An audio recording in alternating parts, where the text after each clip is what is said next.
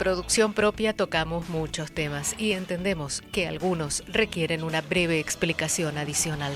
Así que os damos la bienvenida a las píldoras sonoras de la salud de la humanidad.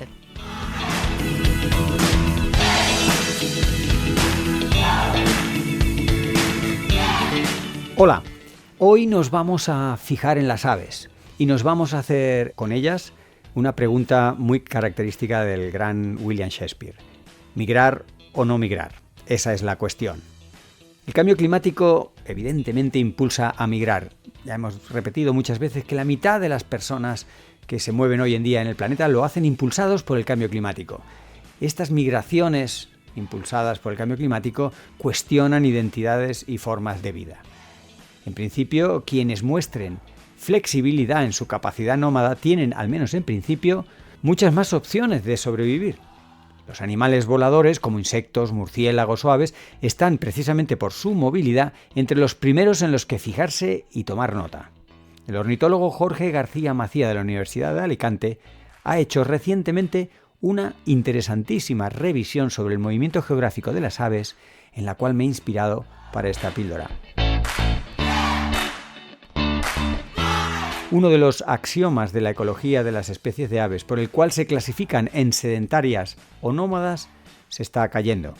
El estudio de las aves revela que eso de sedentarias o migrantes no refleja bien la realidad, y son precisamente los estudios que se están desarrollando en la península ibérica los que están desmontando este axioma o dogma tan extendido en la ecología. Compartiendo reflexiones en producción propia, el podcast de la salud de la humanidad.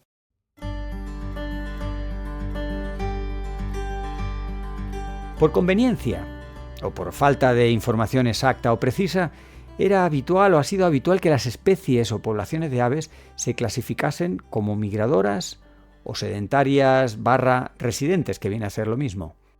Bueno, pues aunque estos dos términos siguen siendo muy convenientes y muy útiles para situarnos ante una especie de ave, lo cierto es que los estudios con marcaje GPS, especialmente de aves rapaces, están mostrando que multitud de especies, poblaciones e individuos se salen de esta dualidad. La realidad es, como suele ocurrir cuando tienes tiempo, paciencia, tecnología y método, es mucho más compleja, ya que existen, por ejemplo, especies nómadas que se desplazan constantemente por el territorio, se observa en muchas aves lo que se conoce como migración dispersiva, unos movimientos erráticos pero repetidos por el área de cría una vez que se han reproducido, o también las irrupciones en territorios nuevos y así hasta un largo etcétera.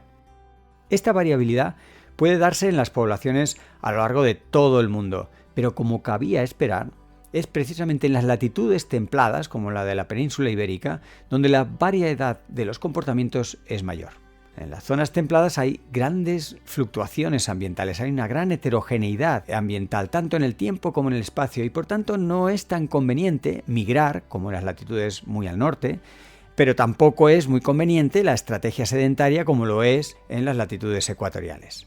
Las ventajas típicas de una especialización, en este caso de una especialización del comportamiento, de la movilidad, confiere eficiencia y adecuación al medio. Esta especialización y sus ventajas se difuminan precisamente en estas latitudes intermedias y mucho más aún en escenarios de cambio climático. Por ejemplo, el hermoso Milano real, cada vez más abundante en nuestro país, es muy frecuente que se mueva más de lo previsto. Esta especie se suponía reproductora y sedentaria, pero siendo reproductora no parece ser tan sedentaria, o al menos no lo es en su totalidad. Buena parte de la población adulta realiza movimientos dispersivos en el periodo post-reproductivo o migraciones de corta distancia dentro de la península, tal como publicaron hace un par de años el propio Jorge García Macía y colaboradores, y lo publicaron en la revista Animals.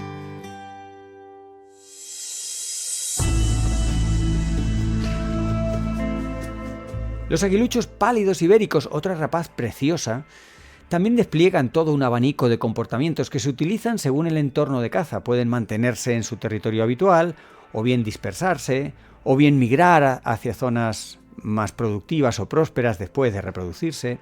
El buitre negro, impresionante con su gran envergadura y su coloración oscura que contrasta contra el cielo, es mayoritariamente sedentario, pero lo es en fase adulta. Los juveniles se dispersan cientos o miles de kilómetros e incluso alguno de los juveniles de buitre negro migra hacia el Sahel, probablemente arrastrado por los grandes bandos de buitres leonados.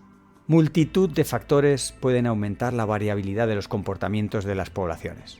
Pueden ser cambios inesperados en los recursos alimenticios o en el clima, relaciones intra- o interespecíficas o una predisposición genética. En cualquier caso, está casi todo por estudiar. Y tal como nos cuenta Jorge en sus publicaciones, está siendo apasionante ir desentrañando cómo los cambios a corto o medio plazo y las adaptaciones evolutivas han desembocado en esta grandísima variedad de estrategias conductuales. Y en la península ibérica es un escenario óptimo, tanto para el desarrollo de todas estas estrategias por parte de las aves, como para su estudio, y en este caso para la reflexión.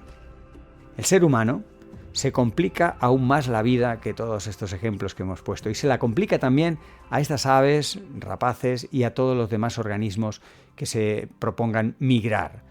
Y se lo complica por muchas razones, pero especialmente por la insistencia en poner fronteras, o en ponerle, como nos quejamos muy a menudo, vallas al campo. Me sabe mal llevarle la contraria al jesuita San Ignacio, pero en tiempos de tribulación, como los actuales, quizá sí que corresponda hacer mudanza.